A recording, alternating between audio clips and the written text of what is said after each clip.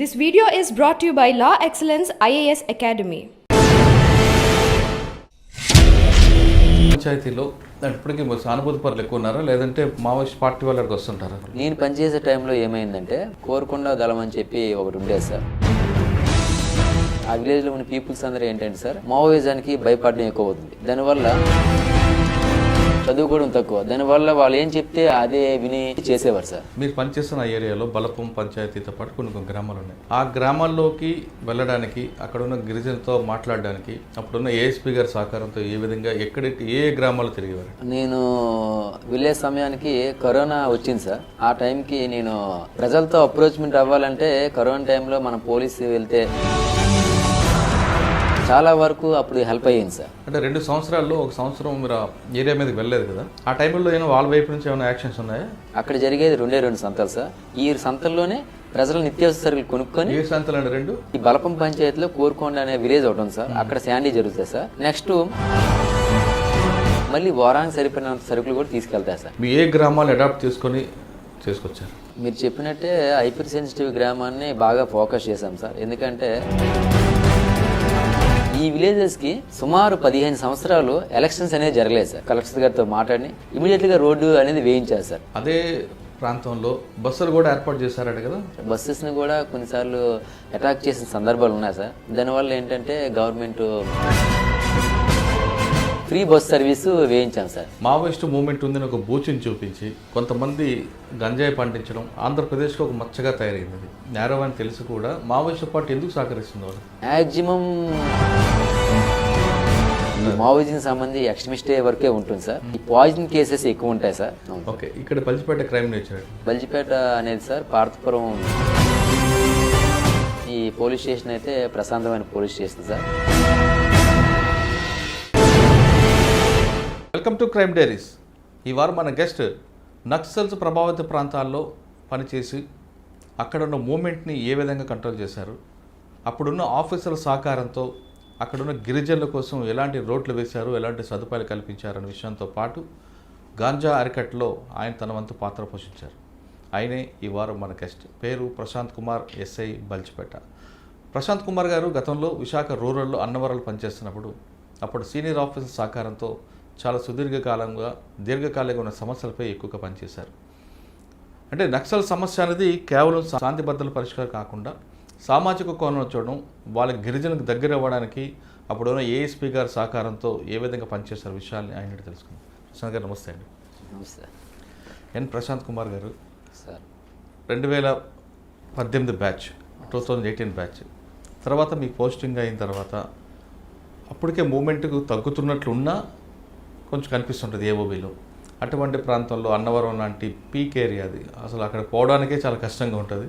ఆ ప్రాంతంలో పనిచేస్తున్నప్పుడు అప్పుడున్న సీనియర్ ఆఫీసర్లు అంటే ఏఎస్పీ గారు అవ్వచ్చు, ఎస్పీ గారి సహకారంతో గిరిజన గ్రామాలకు ఏ విధంగా వెళ్ళేవారు, అక్కడ మావోయిస్టులకు సంబంధించిన యాక్టివిటీస్ తగ్గించడానికి, అక్కడ ప్రజలతో దగ్గర అవ్వడానికి కమ్యూనిటీ పోలీసింగ్ ఏ విధంగా ఇంప్లిమెంట్ చేశారు, ప్రజలకి పోలీసుకి మధ్యన ఆ స్నేహ బంధం తెగిపోకుండా ఏ విధంగా కాపాడారు, అంటే అప్పుడు ఆఫీసర్ సహకారంతో ఏ విధంగా చేసుకొచ్చారు, గంజాయి ఎఫెక్ట్ తగ్గించడానికి ఏ విధంగా కృషి చేశారు, యువత వాళ్ళ వైపు వెళ్లకుండా వాళ్ళకి మంచి కోణంలో తీసుకెళ్ళడానికి మీ వంతు కృషి ఏ విధంగా ఉంది?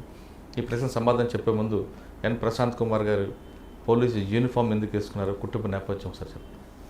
నా పేరు ప్రశాంత్ కుమార్ సార్. నేను 2017లో సివిల్ ఎస్ఐగా సెలెక్ట్ అయ్యాను సార్. నా కుటుంబ నేపథ్యం వచ్చేసి మా నాన్నగారు వ్యవసాయం చేస్తారు సార్, అమ్మగారు కూడా గృహిణి సార్. నాకు ఒక తమ్ముడు ఉన్నారు. తర్వాత నేను చదివింది డిగ్రీ వరకు చదువుకున్నాను సార్. బీఎస్సీ డిగ్రీ కంప్లీట్ చేశాను సార్. చదివిన తర్వాత హైదరాబాద్లో కోచింగ్ తీసుకొని తర్వాత ఎస్ఐ మీద మక్కువతో నేను ఈ పోలీస్ వైపు వచ్చి ఉన్నాను సార్. తర్వాత 2018 ట్రైనింగ్ అనంతరం నా మొదటి పోలీస్ స్టేషను ఆరిలవ చేశాను సార్. 1 year విశాఖపట్నంలో ఆరిలవ పోలీస్ స్టేషన్. అప్పుడు ఎవరు కమిషనర్ ఎవరండి? అప్పుడు కమిషనర్ గారు సార్. కమిషనర్ గారు లడ్డా సార్ ఉండేవారు సార్, జేపీ లడ్డా సార్ ఉండేవారు సార్. ఆయన టెన్యూర్లో 1 year చేశాను సార్. తర్వాత Shri Attadi Babuji SP sir fresh batch అయిన మమ్మల్ని ఒక 5 మెంబర్స్ని విశాఖ ఏజెన్సీకి అడిగి తీసుకున్నారు సార్. దానిలో భాగంగా నాకు అన్నవరం పోలీస్ స్టేషన్ ఇచ్చి ఉన్నారు. అన్నవరం వెళ్ళక ముందు మంచి ఆఫీసర్ లడ్డా గారి దగ్గర మీరు ఏం నేర్చుకున్నారు 1 ఇయర్లో? యాక్చువల్గా విశాఖపట్నం లాంటి సిటీస్లో ఏంటంటే సార్, ఆర్లో అనేది పీస్ఫుల్ ఏరియా కాదు సార్. అక్కడ చూసుకున్నట్టయితే ఆర్లోలో రౌడీ షీటర్స్, సస్పెక్ట్స్ వీళ్ళు ఎక్కువ మంది ఉంటారు సార్. దానివల్ల అక్కడ ఆ ఏరియా కొంత ఇబ్బందికర పరిస్థితులు చాలా ఉన్నాయి సార్. వెళ్ళి సర్వీస్ కొత్త టైంలో మేము వెళ్ళినప్పుడు అయితే చాలా అనుభవమైన పాఠం నేర్చుకున్నాం సార్. ఎందుకంటే పబ్లిక్ ప్రశాంతమైన వాతావరణం ఉండదు సార్. కంటిన్యూగా పిటిషన్స్ వస్తూ ఉంటాయి. మనం పిటిషన్ ఇమీడియట్లీ రెస్పాండ్ లేకపోతే మాత్రం అది పెద్ద పరిస్థితులకు దారితీస్తాయి సార్. అక్కడ ఉన్న వర్గాల వారికి కానీ మతాల వారికి కానీ కొన్ని ఇన్సిడెంట్లకు దారితీసే అవకాశం ఉంది సార్. అటువంటి సమయంలో అక్కడ నడ్డా సార్ టైంలో ఉన్నప్పుడు మేము వర్క్ చేసాం సార్. మేము ఎక్కువగా చూసుకున్నట్టయితే ఈ రౌడీస్ కంట్రోల్ అనేది కొంత ప్రాబ్లం ఎక్కువ ఉంది సార్.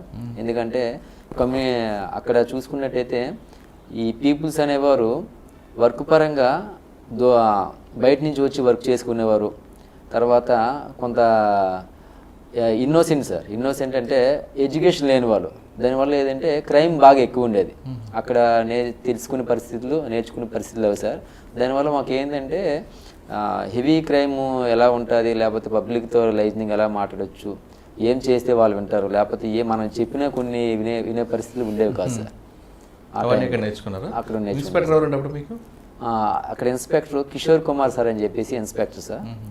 ఆయన టెన్యూర్లో మేము అక్కడ చేసాం సార్. తర్వాత అన్నవరం వెళ్ళారు. అన్నవరం ఇక్కడ ప్రశాంతం ఏరియా నుండి డైరెక్ట్ ఫారెస్ట్ ఏరియాకి వెళ్తే ఇబ్బంది పడ్డారా? మొదట్లో భయం పడ్డాం సార్. యాక్చువల్గా మొదట్లో ఏజెన్సీ అంటే ఇబ్బందికర పరిస్థితులు ఉంటాయి, మనం ఫ్రీగా ఉండలేము అని చెప్పేసి అనుకున్నాం సార్. కానీ అక్కడికి వెళ్ళిన తర్వాత ఆ పబ్లిక్ అనేవారు వాళ్ళ బిహేవియర్ చూసి అసలు అక్కడే ఉండేంత ఇష్టం అయిపోయింది సార్. తర్వాత పోలీసు విధి నిర్వహణ భాగంగా స్టేషన్స్ ఖచ్చితంగా మారాలి కాబట్టి అక్కడ 2.5 years అయిన తర్వాత ఇంకా బల్జిపేట వచ్చున్నాను సార్. ఓకే సార్, అన్నవరం 2.5 సంవత్సరాలు చేశారు. మీకు అట్టాడ బాపూజీ గారు ఒక మంచి ఆఫీసర్ దగ్గర పనిచేశారు. ఆయన దగ్గర అప్పుడు ఏఎస్పీ విద్యాసాగర్ నాయుడు గారు ఉన్నారు. వీళ్ళందరి దగ్గర ఏం నేర్చుకున్నారు మీరు? అంటే మావోయిస్ట్ అఫెక్టెడ్ ఏరియాలో ఏ విధంగా వెళ్ళడం, కోంబింగ్ విషయంలో అవ్వచ్చు. మేము సర్వీస్ అన్నవరం వెళ్ళినాక సార్, వెళ్ళగానే మాకు కూడా కొంత పరిస్థితులు, అక్కడున్న పరిస్థితులు ప్రజలు కానీ లేకపోతే అక్కడున్న పరిస్థితులు కానీ తెలియపోయేసరికి పైన అప్పుడున్న ఎస్పీ గారు శ్రీ అట్టాడి బాబూజీ సార్, తర్వాత ఆయన తర్వాత శ్రీ కృష్ణారావు ఐపీఎస్ గారు ఎస్పీ సార్ అయ్యారు సార్. తర్వాత ఆయన ఉన్న టైంలో శ్రీ ఓఎస్డి గారు సతీష్ కుమార్ సార్. తర్వాత అప్పుడు ఆ టైంలో ఏఎస్పీ గారు విద్యాసాగర్ నాయుడు ఏఎస్పీ సార్. ప్రస్తుతం మన్యం జిల్లా మా ఎస్పీగా చేస్తున్నారు సార్. వీళ్ళన్న టైంలో వాళ్ళ గైడెన్స్ అనేది ఎక్కువ తీసుకునేవారు సార్. ఎందుకంటే మేము వెళ్ళింది కొత్త, సుపీరియర్ ఆఫీసర్ ఇన్స్ట్రక్షన్ లేనిదే బయటికి 2 km 3 km బయటికి వెళ్ళాలన్నా వాళ్ళ ఇన్స్ట్రక్షన్స్ ఇచ్చిన తర్వాతే, వాళ్ళకి చెప్పిన తర్వాతే వెళ్ళాలి సార్. వెళ్ళే టైంలో కూడా ప్రికాషన్స్ మెజర్మెంట్స్ ఎక్కువ తీసుకునేవారు. ఒక రూట్ నుంచి వెళ్తే ఆ రూట్ నుంచి అవాయిడ్ చేస్తూ వేరే రూట్ నుంచి రావడం, లేదంటే బైక్స్ సిస్టమ్స్ మార్చడం, లేదంటే ముందుగానే మా రన్నర్స్ని పంపించుకొని ఏరియా చెక్ చేసుకుంటూ తిరిగి రావడం. అది మన ప్రొటెక్షన్ మనం చేసుకుంటూ ఏరియా ఫీల్డ్లోకి వెళ్ళి ప్రజలు బాధలను కానీ లేకపోతే ఆ ఏరియాలో ఉన్న మూమెంట్ని కానీ తెలుసుకునేవారు సార్. ఏరియా డామినేషన్ని ఏ విధంగా నేర్చుకున్నారు? ఏరియా డామినేషన్ అనేది మాకు కొన్ని మ్యాప్స్ ఉంటాయి సార్. ఆ మ్యాప్స్తో మా హైయర్ ఆఫీసర్స్ మాకు ఇన్స్ట్రక్షన్స్ కొన్నిసార్లు బ్రీఫింగ్ అనేది ఉంటుంది.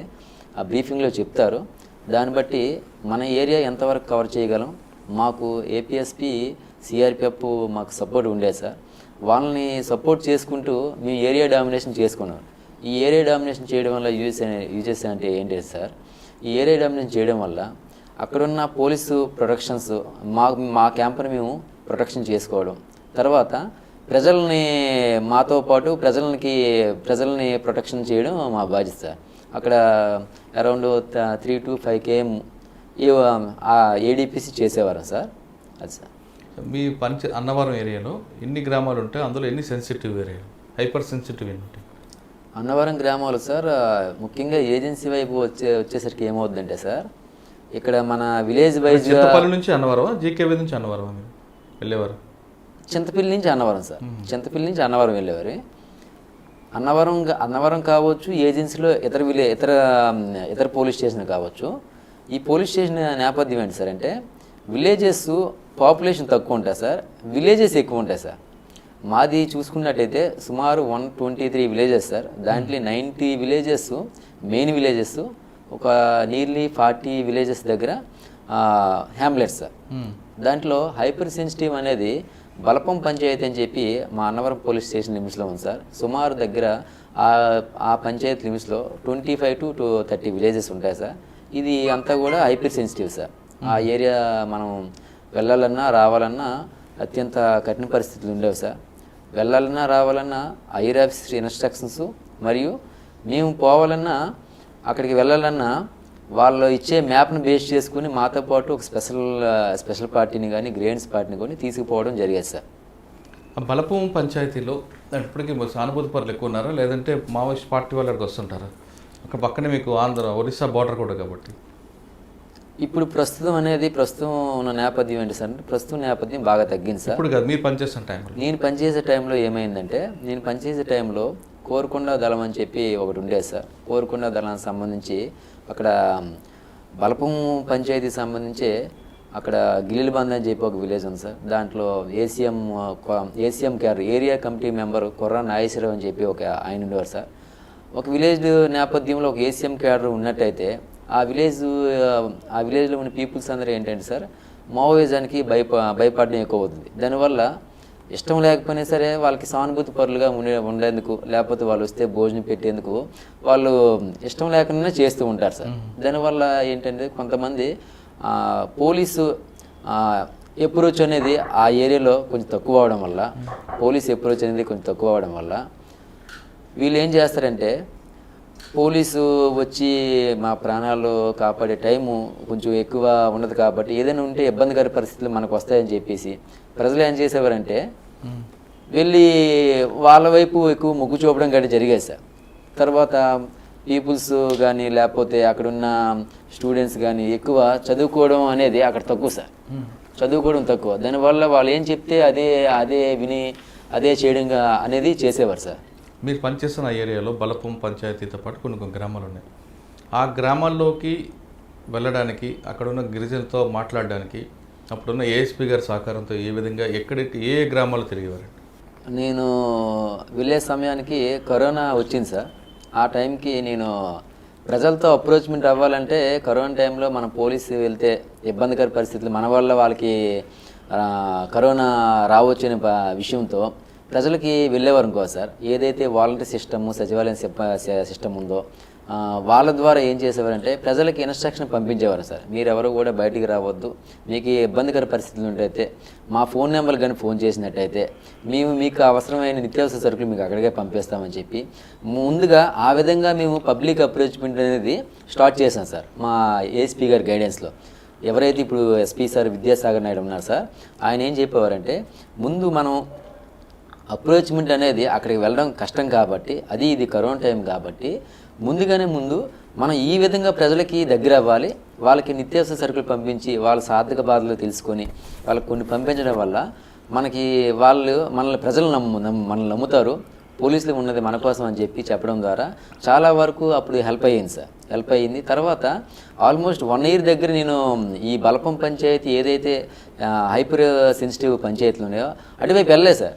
నేను కూడా ఎప్పుడు వెళ్తానా, ఎందుకంటే ఆఫీసర్స్ మూమెంట్ అటువైపు నుంచి వచ్చేది. మూమెంట్ నేను పై ఆఫీసులు తెలియజేయాలంటే ఆ ఏరియా నాకు తెలియకపోవడంతో కొంత కన్ఫ్యూజన్ అనేది అక్కడ ఏర్పడేది. అయితే సారాలు కూడా కొంత సరేలే అని చెప్పేసి ఒక 1 year తర్వాత మెల్లమెల్లగా వెళ్ళడం స్టార్ట్ చేసాం సార్. వెళ్ళే టైంకి ముందుగానే మేము వెళ్ళాలంటే రోడ్డు అప్రోచ్ అయితే కొంతవరకు ఉంది కానీ సార్, కానీ రోడ్డు అప్రోచ్ అనేది మేము ఎప్పుడు కూడా రోడ్డు అప్రోచ్ చేయం. ఎందుకంటే ఏదైనా వాకే వెళ్తూ ఎంత దూరమైనా వాకే నడుస్తాం సార్. వెళ్ళేటప్పుడు అక్కడ ముందుగా స్టూడెంట్స్ని చదువుకి వాళ్ళు చదువుకునేటట్లు చేయాలంటే అక్కడ ఉన్న స్టూడెంట్స్ ఏంటంటే నేచర్ ఏంటంటే సార్, ముందు గేమ్స్ అనేది ఎక్కువ ప్రిఫర్ చేస్తారు.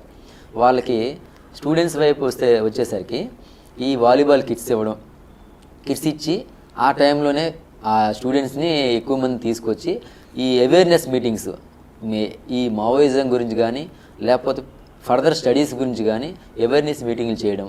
తర్వాత వెళ్ళేటప్పుడే మా టీంతో పాటే ఈ ట్యాబ్లెట్స్ కానీ పిల్లలకి సంబంధించిన చాక్లెట్స్ కానీ తీసుకువెళ్ళి వాళ్ళు ఆ హైపర్ సెన్సిటివ్ పంచాయతీ నుంచి హాస్పిటల్ రావాలంటే రోడ్స్ సరిగా ఉండేవి కాదు సార్. దానివల్ల ఏంటంటే ప్రజలు వచ్చేవారు కాదు. అది కరోనా టైం కానీ తర్వాత వచ్చే టైంలో కానీ ముసలి వాళ్ళని ఆటోస్ మీద కానీ మోటార్ సైకిల్ మీద కానీ తీసుకురావాలంటే చాలా ఇబ్బందికర పరిస్థితులు ఉన్నాయి. అదే వర్షాల టైంలో అయితే ఇంకా తీసుకొచ్చే పరిస్థితే ఉండదు కదా. ఆ టైంలో మేము తీసుకెళ్లే మెడిసిన్ ఇవ్వడం వల్ల వాళ్ళకి చాలా యూజెస్ ఉండేది. అందరూ వచ్చి మాకు ఈ మెడిసిన్ కావాలి ఈ మెడిసిన్ కావాలని చెప్పి అన్ని ఇబ్బందులకి తీసుకున్నప్పుడు అవసరమైతే అయిపోతే ఏ ఊరికి ఏ మెడిసిన్ కావాలని చెప్పి మళ్ళీ ఒక లిస్ట్ రాసుకొని మళ్ళీ మా దగ్గర నుంచి ఆ వాలంటీర్కి పంపించి వాళ్ళు చదువుకునే ఎవరైతే అక్కడ చదువుకుని ఉన్నారో వాళ్ళకి ఆ మెడిసిన్స్ గురించి ఎక్స్ప్లెయిన్ చేసి ఆ మెడిసిన్ డిస్ట్రిబ్యూషన్ చేసి అలా ప్రజలకి దగ్గర అయ్యేవారు సార్. అంటే 2 సంవత్సరాల్లో 1 సంవత్సరం మీరు ఏరియా మీదకి వెళ్ళలేదు కదా, ఆ టైంలో ఏమైనా వాళ్ళ వైపు నుంచి ఏమైనా యాక్షన్స్ ఉన్నాయా? రావడం వెళ్ళడం అటువంటి ఇన్ఫర్మేషన్ వచ్చిందా?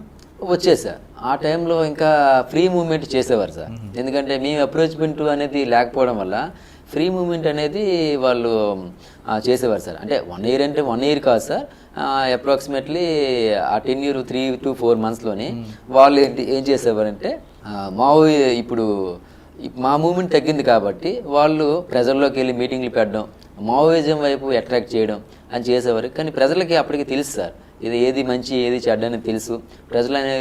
ప్రజలు అనేవారు అంత ఆలోచించకనైతే పోయేవారు కాదు సార్. ఎవరో కొంతమంది తప్ప అదర్వైజ్ అందరూ కూడా మంచిగా చదువుకున్నారు. మనం పెట్టే అవేర్నెస్ మీటింగ్ల వల్ల కానీ మనం ఇచ్చే అవేర్నెస్ క్యాంపస్ వల్ల కానీ వాళ్ళు అటు పోకుండా ఉండేవారు సార్. అంటే రావడం వెళ్ళడం కాకుండా యాక్షన్ చేసేవారా? తగలబెట్టడాలు అట్లా ఏమన్నా? నేను 10 yearలో అటువంటి యాక్షన్స్ అయితే ఏమీ జరగలేదు సార్. అటువంటి యాక్షన్స్ ఏమి జరగలేదు సార్. కొన్నిసార్లు పాంప్లెంట్స్ అనేవి వేసేవారు పొలిటికల్ లీడర్స్కి కానీ లేకపోతే పోలీస్కి యాంటీగా వేసేవారు. పబ్లిక్ ఆ పాంప్లెంట్స్ చూసి రెస్పాండ్ అయ్యి పార్టీలో చేరుతారని చెప్పేసి. కానీ మనం అప్పటికే వాళ్ళ మీద పై చేయి సాధిస్తూ మనం అవేర్నెస్ మీటింగ్లు చాలా ఎక్కువగా పెట్టడము. సంతల్లోకి వచ్చినప్పుడు వాళ్ళ బాధలు పర్సనల్గా కలుసుకుంటూ సంత అంటే యాక్చువల్గా అక్కడ ప్రతి విలేజ్కి షాప్స్ అనేవి ఉండవు సార్. మనలాగా షాప్స్ అనేవి ఉండవు. మనం ఏం చేసేవారంటే సంతని మనం మెయిన్ దృష్టిలో పెట్టుకొని అక్కడ జరిగేది 2 సంతలు సార్. ఈ సంతల్లోనే ప్రజలు నిత్యావసర సరుకులు కొనుక్కొని ఆదివారం రోజు కోరుకొండ అని చెప్పేసి ఈ బలపం పంచాయతీలో కోరుకొండ అనే విలేజ్ ఒకటి ఉంది సార్. అక్కడ శాండీ జరుగుతుంది సార్. నెక్స్ట్ సోమవారం ఈ మండే వచ్చేసరికి అన్నవరం విలేజ్లో శాండీ జరుగుతుంది సార్. అంత దూరం నుంచి వచ్చి ప్రజలు కొనుక్కొని మళ్ళీ వారానికి సరిపడినంత సరుకులు కూడా తీసుకెళ్తారు సార్. ఆ టైంలో మనం పబ్లిక్ కొంతమంది హెల్త్ పరంగా కానీ లేకపోతే నిత్యావసర సరుకులు కొనలేని సందర్భాలు కూడా కొంతమంది ఉండేవారు సార్.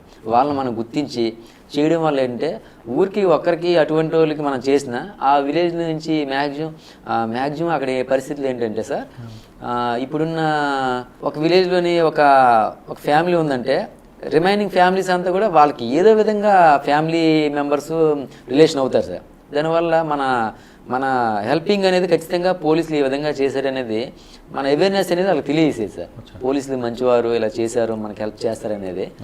ఏమైనా మా స్థాయిలో ఎస్ఐ స్థాయిలో మేము చేయనట్టయితే మా ఏఎస్పీ ప్రస్తుతం మా విద్యాసాగర్ అప్పుడున్న ఏఎస్పీ గారు కానీ అప్పుడున్న ఎస్పీ గారికి కానీ 10 విషయాలు తెలియజేసినట్టే ఇమీడియట్గా వాళ్ళకి ఏదో విధంగా ఏదో ఒక రూపంలో మేము హెల్ప్ చేయడానికి త్వరగా చేసుకునేవారు సార్. ఇప్పుడు ఏఎస్పీ గారి సారథ్యంలో మీరు మీ ఏఎస్పీ గారి టీంతో ఎక్కడెక్కడ మంచి కార్యక్రమం చెప్పండి. రోడ్లు వేయడం అవచ్చు, అదే టైంలో ఎలక్షన్స్ వచ్చాయి, ఎలక్షన్లు పీస్ఫుల్గా జరగడానికి కానీ లేదా బస్సులు లేకపోతే బస్సులు వేయడం కానీ మీ ఏ గ్రామాలు అడాప్ట్ చేసుకొచ్చారు?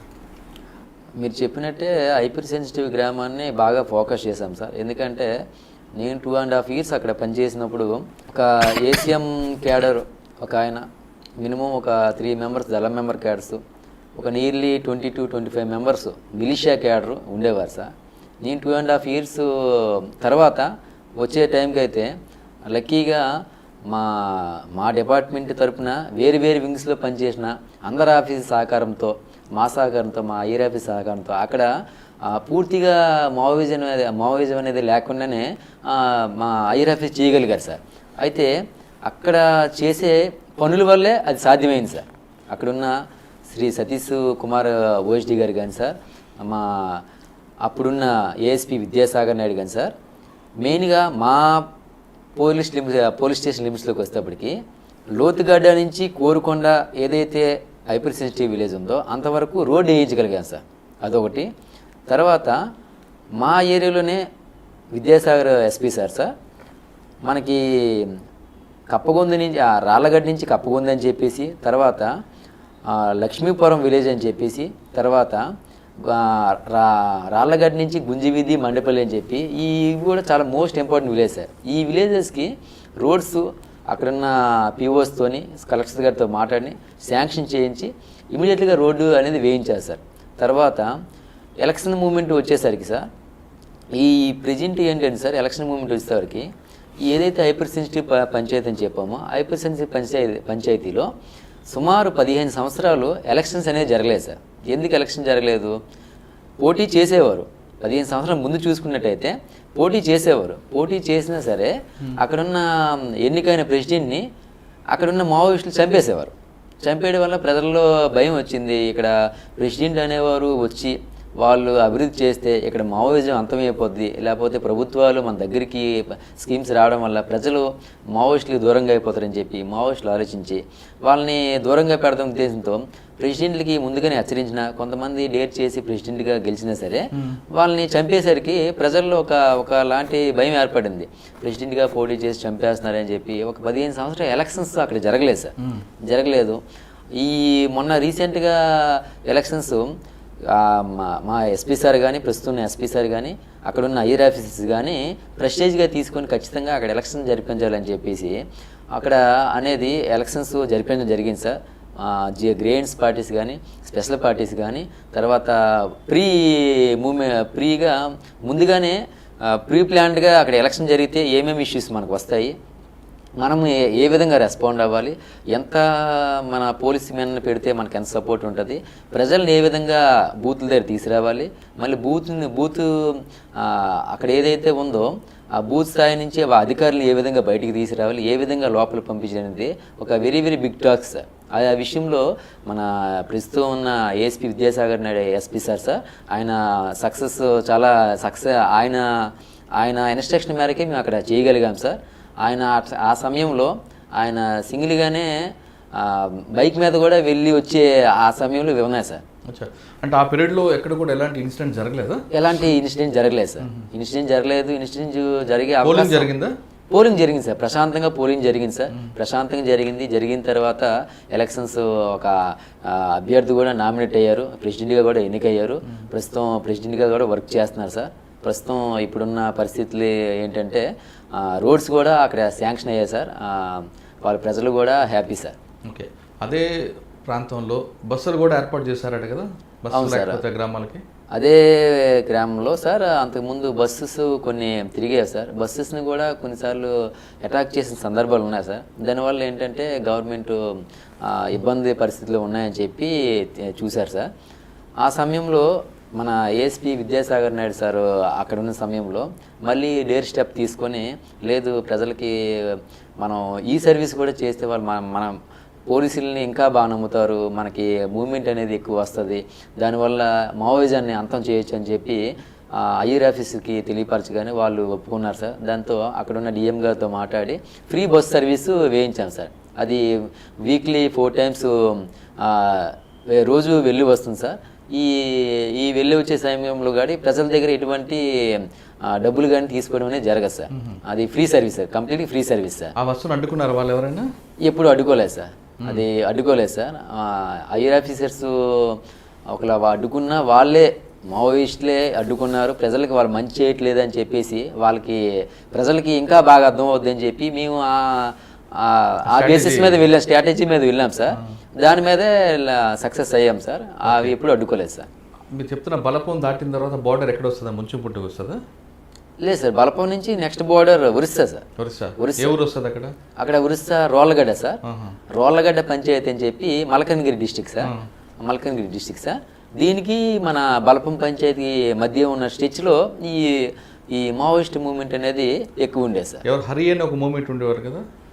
హరి ఉండేవారు సార్. గాలికొండ ఏరియాలో హరి అని చెప్పి మూమెంట్ ఉండేవారు సార్. ఆయన సార్ మన అన్నవరం లిమిట్స్ వస్తేప్పటికి కుర్రా నాగేశ్వరరావు అని చెప్పి ఉండేవారు సార్. ఇప్పుడు వీళ్ళిద్దరు కూడా లేరు సార్. ఏసీఎం క్యాడర్ ఎవరైతే కుర్రా నాగేశ్వరరావు ఉన్నారో ఆయన్ని మనం పికప్ చేసి అరెస్ట్ చేయడం జరిగింది సార్. ఆయన్ని క్యాచ్ చేసి అరెస్ట్ చేయడం జరిగింది సార్. తర్వాత పెదబైలి ఏరియా వైపు వస్తేప్పటికి కోండ్రంగి విలేజ్ సుధీర్ అని చెప్పి ఉండేవాడు సార్. సుధీర్ అని చెప్పి చిక్కుడు చిన్నారావు అలియాస్ సుధీర్ ఉండేవాడు సార్. ఆయన్ని కూడా మన ఐఆర్ ఆఫీస్ సరెండర్ చేయడం జరిగింది సార్. ఆ సరెండర్ చేసిన తర్వాత చాలామంది మిలీషియాస్ సరెండర్ అవ్వడం చాలా విశేషం సార్. సుధీర్ వైఫ్ కూడా సరెండర్ అయింది కదా? సుధీర్ వైఫ్ కూడా సరెండర్ అయ్యారు సార్. సుధీర్ వైఫ్ సరెండర్ అయ్యారు సార్. ఎక్కడున్నాడు ఇప్పుడు హరి సార్? హరి ప్రస్తుతం అయితే యూజీలో ఉన్నట్టు నాకు ఐడియా సార్. నేను వచ్చి 4 months అవుతుంది, దాని గురించి పెద్దగా నాకు ఐడియా లేదు సార్. మావోయిస్టు మూమెంట్ ఉందని ఒక బూచిని చూపించి కొంతమంది గంజాయి పండించడం, ఆ గంజాయి పండించిన తర్వాత అది సీలేరు మీదుగా కిందకి రావడం ఆంధ్రప్రదేశ్కి ఒక మచ్చగా తయారైంది. అది ఏమనంటే మావోయిస్టు మూమెంట్ ఉందని, కానీ దాని వెనక కొంతమంది స్మగ్లర్స్ ఉన్నారని ఒకటి ఉంది. రెండోది గంజాయి పండించడం అనేది నేరం అని తెలిసి కూడా మావోయిస్టు పార్టీ ఎందుకు సహకరిస్తుంది వాళ్ళకి? యాక్చువల్గా వాళ్ళకి అక్కడున్న ప్రజలకి ఏంటంటే సార్, గత 40-50 సంవత్సరాల నుంచి అక్కడ గంజాయి కొంత అన్ని ప్రాంతాల్లో కాదు, కొన్ని కిల్లంకోట అనే పంచాయతీ ప్రాంతంలో మొదటగా గంజాయి ఈ కేరళస్ కానీ లేకపోతే తమిళియన్స్ కానీ వచ్చి గంజాయి వేయడం వాళ్ళకి నేర్పారు సార్. దానివల్ల ఏం జరిగిందంటే మిగతా ప్రజలు కూడా ఉన్న పంటల కన్నా ఇది ఎక్కువ రావచ్చు అని చెప్పి అనేసరికి వాళ్ళు గంజాయి వైపు ఎక్కువ మొగ్గు చూపారు. పైగా అప్పుడున్న పరిస్థితులు ఏంటంటే సార్, ఈ గంజాయి వల్ల ప్రజల్లో కానీ లేకపోతే మేము అవేర్నెస్ క్యాంపులు పెట్టినా సరే ప్రజలు మానే అవకాశం ఉండేది కాదు సార్. ఎందుకంటే అప్పుడు మేము దానికి అవేర్నెస్ మీటింగ్లు మనం పెట్టినా సరే మావోయిస్టులు మీరు అభివృద్ధి అయిపోతారని చెప్పేసి పోలీసులు మీరు గంజాయిని వద్దు అంటున్నారు, గంజాయి వేసుకోవడం తప్పు లేదని మావోయిస్టులు వాళ్ళకి సపోర్ట్ చేసేవారు సార్. దానివల్ల మనం ఏం చేసేవారంటే ఎక్కువ అవేర్నెస్ మీటింగ్ క్యాంపస్ అరేంజ్ చేస్తాం. అసలు గంజాయి తాగితే ఏం నష్టము, మన ఇంట్లో వాళ్ళ పిల్లలు తాగితే ఏం ఇబ్బంది అవుతుంది, అది దానివల్ల బయట ప్రపంచం ఎంత పాడైపోతుంది, దానివల్ల మన రాష్ట్రానికి ఎంత బ్యాడ్ నేమ్ ఉంది, లేకపోతే మన జిల్లాకు కానీ మన ఏజెన్సీ ప్రాంతానికి ఎంత బ్యాడ్ నేమ్ ఉన్నది.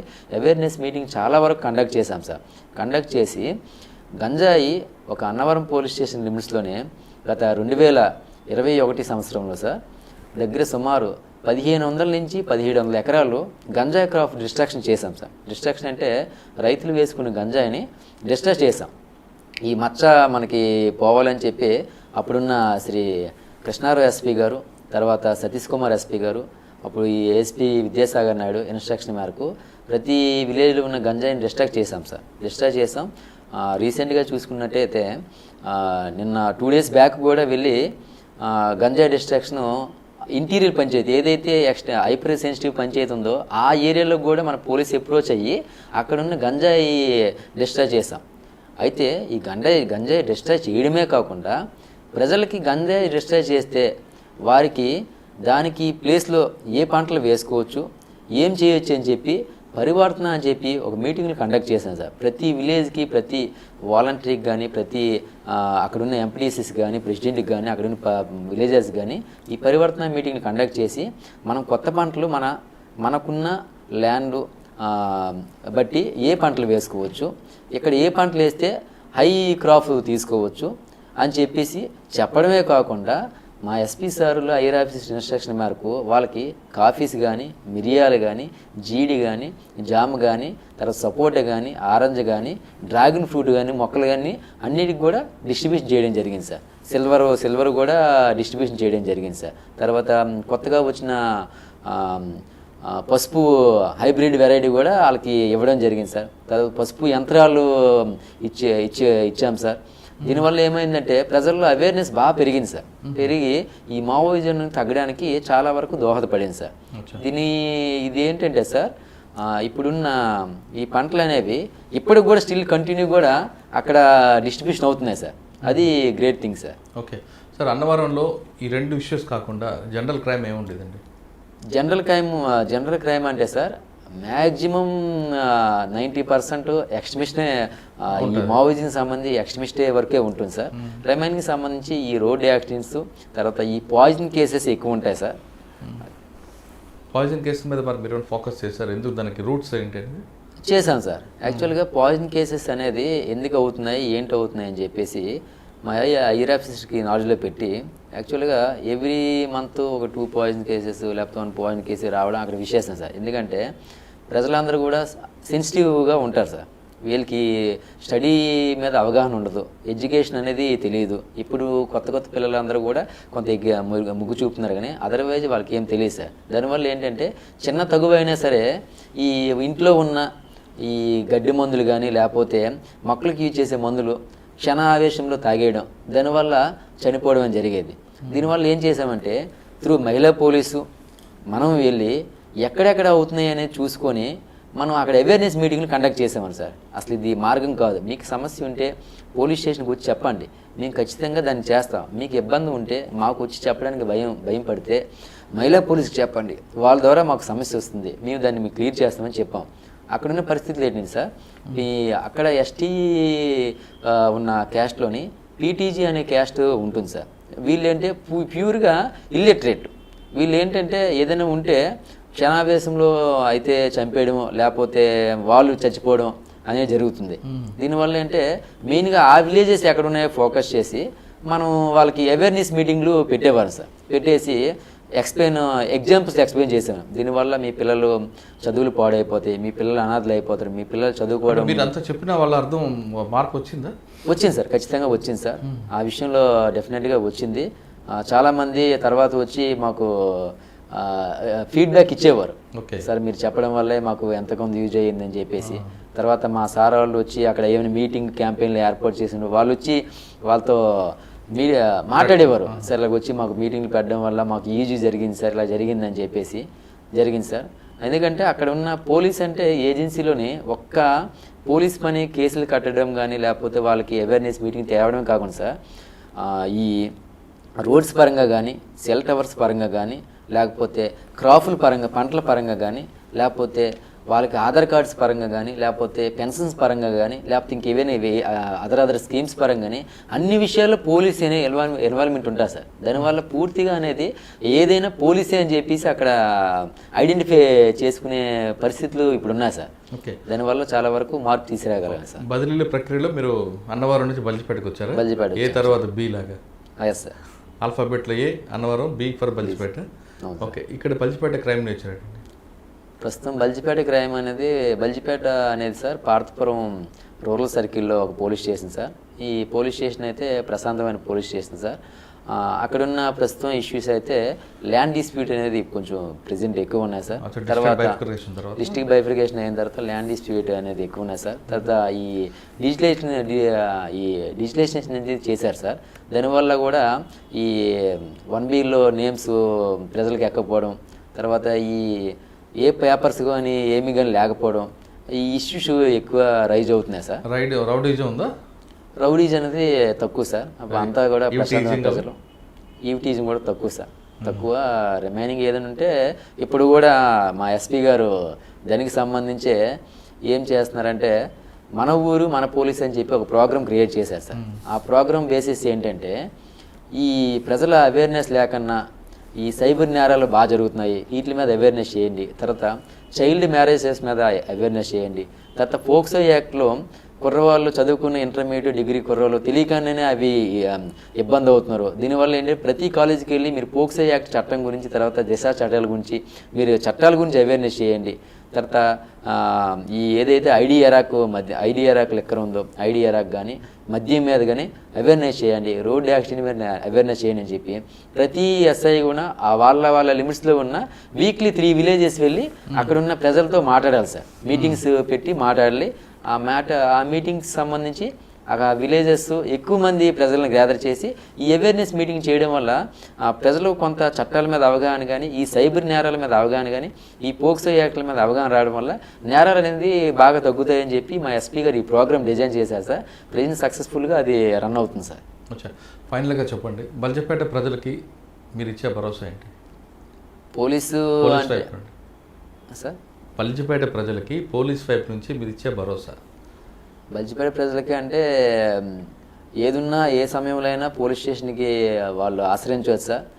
ఏ గైడెన్స్ కావాలన్నా ఒక పోలీస్ అంటే చట్టాల మీద తగులు జరిగే సమయంలో కానీ నేరాలు జరిగే సమయంలో కేసులు కట్టడమే కాకుండా అది విద్యాపరంగా కావచ్చు, లేకపోతే అదరు సలహాలు కావచ్చు, ఏ విధంగా వచ్చినా మా దగ్గర సలహాలు తీసుకోవచ్చు సార్ ప్రజలు అనేవారు. అది పిల్లలు స్టడీ విషయంలో కావచ్చు, లేకపోతే రిమైనింగ్ విషయాల్లో కావచ్చు, లేకపోతే అవగాహన సదస్సు విషయంలో కావచ్చు తీసుకోవచ్చు సార్. రిమైనింగ్ ఎక్కడైనా నేరాలు ఎక్కువగా ఉన్నట్లయినా, లేకపోతే ప్రజలు ఎక్కడైనా ఇబ్బంది పడుతున్న సంఘటనలు ఉన్నా అది వాళ్ళు పోలీస్ స్టేషన్కి వచ్చి కంప్లైంట్ రూపంలో ఇవ్వకపోయినా మా గవర్నమెంట్ నెంబర్కి ఫోన్ చేసి, లేకపోతే 100కి డయల్ చేసి ఫోన్ చేసి చెప్పినా సరే మేము ఆ ప్రాబ్లంని వారి పేర్లు బయటికి రాకన్నా గోప్యంగా ఉంచుతూ వాళ్ళకి మేము ప్రాబ్లం అనేది సొల్యూషన్ చేయడానికి మేము చాలా వరకు చూస్తాం సార్. మా హైయర్ ఆఫీసర్ దృష్టిలో పెట్టి అది అవేర్నెస్ కూడా చేస్తాం సార్. అంటే పోలీస్ అంటే యూనిఫామ్ వేసిన వ్యక్తి కాదు, మీ కుటుంబ సభ్యుడిగా భావించినట్టున్నారు ప్రశాంత్ కుమార్ గారు. ఖచ్చితంగా మీకు ఏ సమస్య వచ్చినా అర్ధరాత్రి అయినా మా ఆఫీస్కి రండి, లేదా డైల్ 100 ఫోన్ చేయండి, ఆ సమస్య పరిష్కరిస్తాం. మీరు చెప్పిన సమాచారాన్ని అవతల వ్యక్తి తెలియకుండా ఆ గోప్యత పాటిస్తూ మీకున్న సమాచారం మేరకు ఆ సమస్య పరిష్కారానికి కృషి చేస్తామంటూ చెప్తున్నారు. ఇది ఈ వారం ప్రశాంత్ కుమార్ గారితో ఎక్స్క్లూజివ్. వచ్చే వారం మరొక గెస్ట్తో మళ్ళీ కలుద్దాం. అంతవరకు నమస్కారం. మీరు చూస్తున్నారు ఐ డ్రీమ్ న్యూస్ని. Please subscribe. I dreams. For more videos, Subscribe. I Dream. please subscribe for more videos. I dream. I dream. For more videos, Subscribe. I dream. Please subscribe. Subscribe I dream channel. Do subscribe. I dream. I dream ఛానల్ని subscribe చేయండి. Do watch I Dream.